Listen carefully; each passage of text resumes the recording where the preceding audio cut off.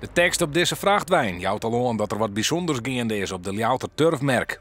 Een specialiseerde bedrijf helpt de grutte en zwieren stikken van het Verzetsmuseum op voor transport naar het Nije Fries Museum op het Saailaan. Het Joods monument is nu gaat verhuisd worden ook.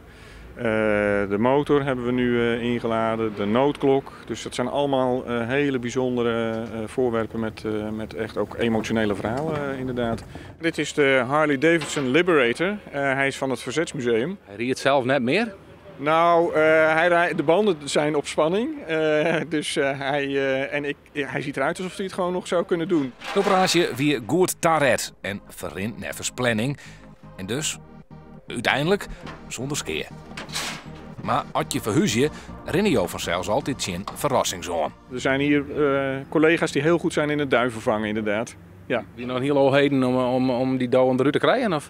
Ja, dat gebeurt met een net en we proberen ze levend weer naar buiten te krijgen. De verhuizing van de museumstikken gaat morgen verder. Dan wordt mijn kraan deze haast 400 kilo zwiere middeleeuwse Eppo Graafsteen verhuizen. En dan is het gebouw zo goed als leeg. Wat er met de oude gebouwen onder turfmerk Barrensel is, nog hield net duidelijk. In het Nije Museum op het Ljouwter Saailaan, dat in september hier gaat, hadden verhuizers het in elk geval een stuk makkelijker. Want daar kon de vrachtauto naar binnen rijden.